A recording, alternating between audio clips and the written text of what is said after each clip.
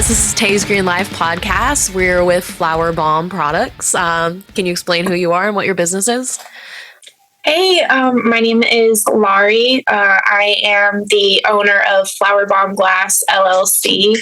I am a local in Richmond who customizes water pipes and stash jars using UV resistant resin. So I kind of say like I bedazzle already beautiful glass products. When I was looking up your information, you were saying you craft some things. What do you mean craft? Like what type of crafting are you talking about? So I've always said I've never really been super artsy because my drawing skills are, I can't even say decent. They're just kind of trash. Like I am at the stage of like stick figures and things like that. So I've always been one to kind of craft things or use like different mediums to put together to create something different. So with this, it's glass resin. Like I'm looking at a piece right now and kind of going off of this. This is a broken piece that I ended up having to kind of replicate. So there's glitter, stickers, sequins, real leaves, real flowers, just a whole bunch of different things. So using different mediums to create a whole piece. And how long does it take you to create these resin pieces?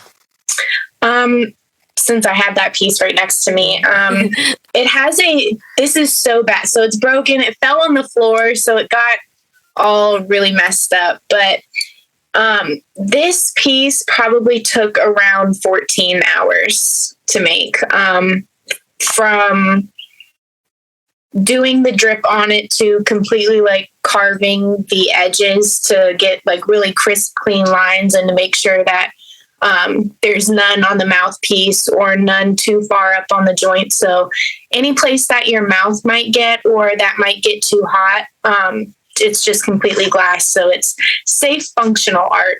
Since your glass water pipes and stash jars, are they customized with UVA resistant glass? And what kind of dry flowers would you put in the resin? So usually it's just listed as UV resistant resin.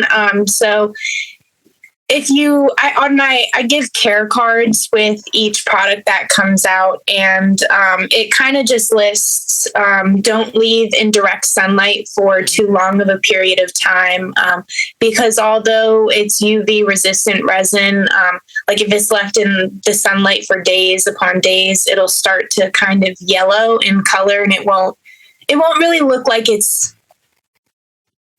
like the flowers are in the glass, which is kind of that vibe that I'm going for.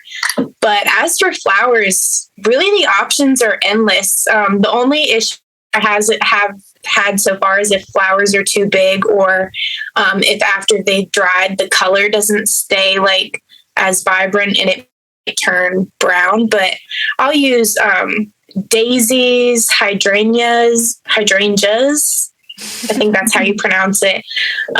Azaleas, really anything. And then for leaves, I've used dried bud leaves, 4-leaf clovers, fern leaves. So really anything that I can get dried or purchase dried that will really still hold its beautiful color. And do you normally come up with the ideas, or are all your products custom made?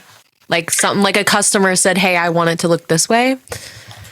Yeah. So this piece in particular was a customer's idea that she kind of saw a few, pardon me, she saw a few different products on my Instagram page, and she kind of molded her own piece from that. So that was pretty cool.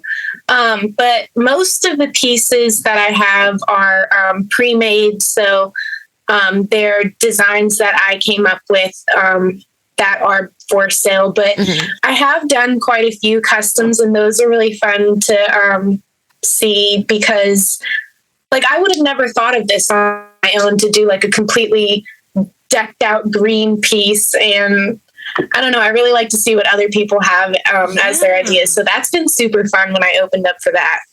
I feel like because it's a work of art and you should treat it as such, and like when you think about it, when people do smoke, it's more like, spiritual, they're trying to relax, they're trying to calm down, they're trying to feel better.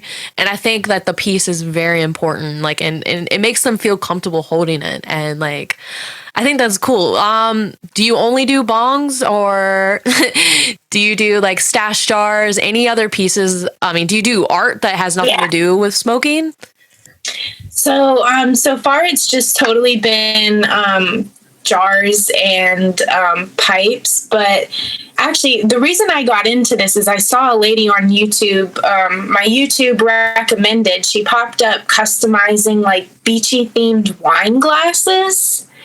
And so I thought about doing wine glasses when my sister got married a couple months ago. But I'm intimidated because the stems of them are so thin that I can imagine me breaking a few before having some successful ones. So far, just jars and pipes. Where did the idea come from? Oh, great segue. I saw a lady on my YouTube recommended customizing wine glasses, and I thought that was so freaking cool. And this was probably because I was in grad school. It was probably sometime in 2020, because I officially opened 4/20 of 21. And it was like that August, and I saw this lady customizing beachy themed wine glasses, and I thought that would be so cool to like have your own custom bong. And so I started customizing. It's actually sitting right over here. It's like I keep it as like to humble me from where I came from. And now it's just like a hodgepodge of all my experiments. But I use like a bunch of different like dollar store cups or vases, and I just started experimenting to see like if different stickers would hold up in resin or if they would like soak through and become transparent. Just kind of really seeing all that I could do with it. Definitely lots of glitter. But yeah, it was definitely seeing a lady customize wine glasses. And then it was cool because I started using like resin bong or different hashtags on Instagram. And I found a lot of people on the West Coast doing them. So I don't know. It was cool to see my own little community, but all of our styles are so different from each other. Yeah. And that's what I really love the most, because it was just like, there's just so much you can do. And like some people do things that I like never imagined. And I don't know, it's just really cool what you can do to like already blown glass art. I think that's cool because like other people have great ideas too. And like, not everybody knows how to do them. Like I'm not the best at like, oh my God, I try to make like ritual candles and stuff like that. But I struggle because I'm like, oh, I do not feel like in the mood to do this type of candle. Like I do like an anti-stress one. I'm like full of stress. And I'm like, sometimes I have to like, research things and different like herbs that I can use to get it going. Like, cause I make soaps and like I have like these little like mason jar lids with a star on the top, and I like spray painted it. And like, I didn't know that was a thing. Like I think it's cool that there's such a small business community and like everyone is so open and like they're willing to be like, hey, look at this. You guys can do this. It's so easy. Try this. And it's a great thing that you're like, you're helping people and making these really cool pieces of art, especially with it being, some people use them for THC, some people use it for tobacco. Like I said earlier, it's very important. It's a piece of art, and like people want to feel comfortable with the piece of art that's theirs, and I think that's really important that you're talking to people, getting their opinion, and putting that magic into play. Yeah, absolutely. Like I mean, even though like this is a replica piece of something that I had to remake. Mm-hmm. This one looks completely different than the one that I sent out, even though like I got some of the stickers in the same place and even if I got some of the flowers in the same place, each flower is different because they're real. And so it's just, I don't know, the uniqueness of it is just so dope. So yeah, like, I don't know, just even with the soaps and the candles you make, like each one is so different. And the energy that you put into it matters, like you mentioned. So yeah, small businesses and artists, like just cool groups of people. They are. And I think it's so great they were in Richmond because it's so like, there's so many people doing so many different things, and like I just want everyone to like be a part and everyone to be a community, and I think that's great, you know, especially like pop-ups. Everyone is so, you know, welcoming and warm, like, hey, this is what I did with my business. Like I had a pop-up in June, my first ever like pop-up. It was like at the Lavender Festival, and I was trying to put together my like canopy thing, and like I didn't know how to do that, and someone just was like, hey, it's okay, here, take this one that we have, an extra one. And I was like, oh my god, thank you. And this other like small business that was like right next to me, she makes like car fresheners.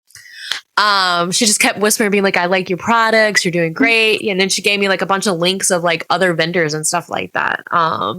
It's so great that this community, you know, we're all in competition, but we're still willing to be nice to each other and help each other out. Yeah. Networking is huge. Like it's a huge, I think that can get you so much further than a degree ever could. Like it's really the people you know and the impression you leave on them. Yes.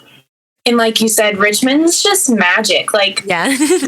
There's just so many options of so many different art forms, and all those art forms can be inspiring to whatever you do in your creations. Like as much as I want to leave and travel the world and move to different places, like I really, like, a part of me is going to be here forever. Like Richmond is solid.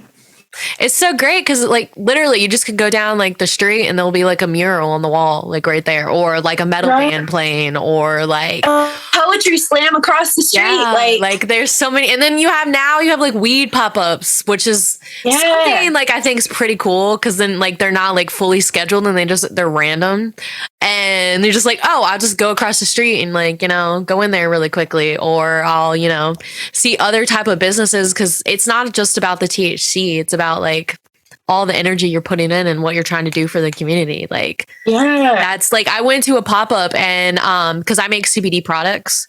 So like I went in there and I checked it out and I was like, oh my God, this is insane. Like I have never in my entire life witnessed something like this. There was like 4 different like THC vendors selling almost the same thing, and like there's so many options and so many different ways to smoke, and like it's insane. Do you normally only do like bongs, or do you do like dab rigs as well? Both. Definitely. People, I think concentrates are still kind of new in our community, especially since like we just legalized last year, and so people are really starting to dip and delve into the different ways to consume cannabis.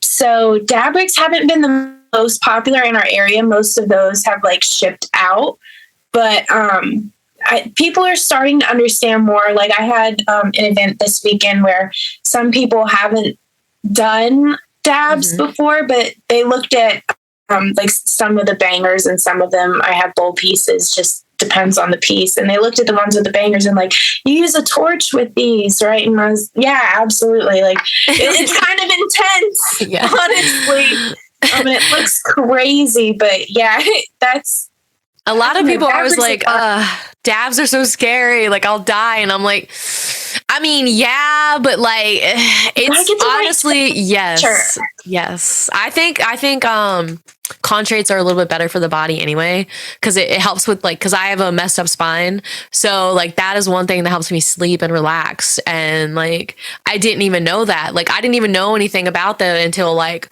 I went to Portland, Oregon, you know, where it's literally legal there, and you can go like in so many different like shops. Like you had to be like 21 to go in there, and like it was like a pharmacy. And I was just like, what the heck? And then there's like so many different options, so many different buds, so many different like ways to smoke it and to eat it and to drink it like a tea. And I was like, this is crazy. And it's so weird how Richmond's being like open now about it. And like they're offering all these like new alternatives. And it makes me happy because there's ignorance too. Like bongs and water pipes and all that stuff. And I think it's very important that we all educate everybody about it. Because, there is a community out there that needs to do it. It's their medicine. And like, there's so much ignorance about it. They're like, oh, you're a drug addict because you need it. And I'm like, no, it's medicine. Like, there's a group of people out there that need it to like feel better. And It's so sad. Yeah. And having legal and having all these pop-ups and a lot of people making these cool things, I think that's like, it's new, compared to how Richmond used to be, where you're not allowed to do it out in public. You had to be sneaky about it. And now you can just openly like. And you can grow your own too. Like and a lot of the people at the pop-ups do grow their own. And I think that's so cool because you could never get the type of information you get from a home grower the way you would a dispensary. And I don't think our dispensaries are that good right now since we're so new, and they're kind of monopolizing the community. And I don't know. I think if you can grow your own or support your local farmers, like it can be really beneficial because they know exactly what's going into the soil down to every last bit of nutrients. And then I can help you out with what to use it with. Yes. Check it out, guys. Like her pieces are really cool. Like, check it out. You can get a very, fairy bong. I think as soon as I saw it, I was like, that reminds me of fairies, and I like it. Oh my gosh. It fits this customer's aesthetic so well. Like, she has green hair, green tattoos, a green room. Like, it's so her. So it's like doing that for somebody and being able to customize something that like they've always envisioned, but maybe never thought was like a possibility of just like, oh, I wish I could go into a smoke shop and see something that looked like this. And it's like, now you can. Do you mainly sell online, or do you sell in shops? It is mostly on my online website or when I'm vending in person. Mm-hmm. But actually this year I'm moving into a couple consignment spots. So I do some wholesale through Carytown Tobacco off of Broad. Mm-hmm. And I've gotten really well acquainted, I guess you could say, with the owner. And he said that I could have a little section in his shop, which I thought was really, really dope. And then there's a new smoke shop off of Turner Road called Fulbrights. They just opened up in June, I believe. So they're fresh off the block, and I think I'm going to have a small section in their shop to kind of help get them started because it's a small woman-owned business, and I love that. Yeah. And it's just so crazy how there's like a big music community and such a big art community in Richmond. And it actually is very surprising how well everyone gets along. And like, I want to come up with like, everyone just do it together. Like music, small business, artists, we all just meet up and we just build each other up, which is very important. And with saying that, you said networking earlier. What would you recommend? Like, how would someone else get started in your business?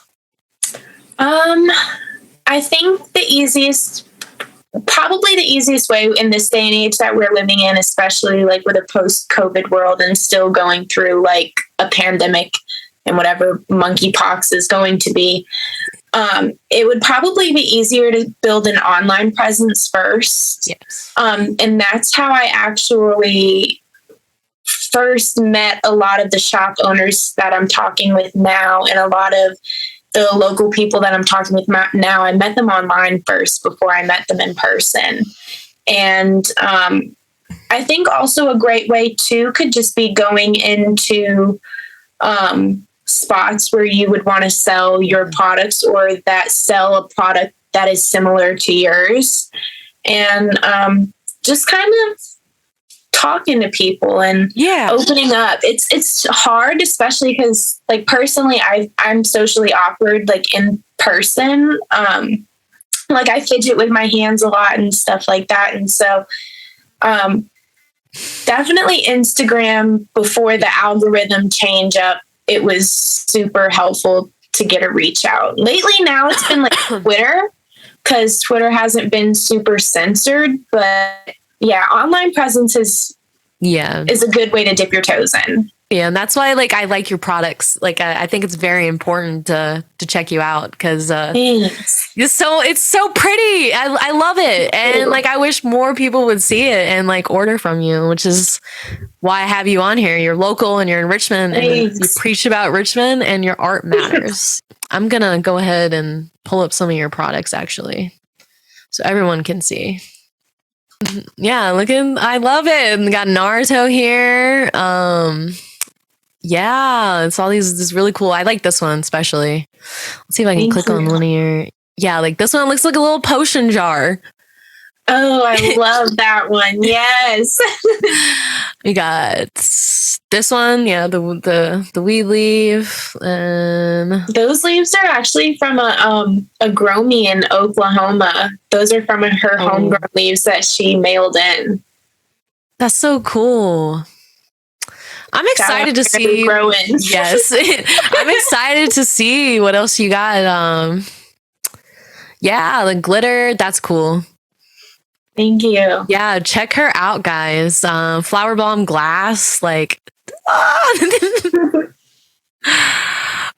want to go ahead and tell everybody who you are, where to follow you, and how to contact you? Oh, yeah. So my whole portfolio of pieces is at Flower Bomb Glass on Instagram. Catch me talking about roller skating and other crazy or fun shit that I do on am I allowed to cuss? Yeah, you're good. I love it. Flower Bomb Glass on Twitter. Where else? If you want a custom flowerbombglass at gmail.com. Basically anywhere Flower Bomb Glass, that's me, unless some evil person took it, which I hope maybe I get banned on TikTok, but maybe I should just see if that username is still available so no one else can take it. Yeah, guys, check her out. She's local in RVA, so get with her and make some custom bongs with her. Thank you for coming on the podcast. This is TaysGreenLife. Yep, you're welcome, guys. Make sure you follow me, subscribe to her. She was lovely. Have a good day, guys. Yeah. Bye.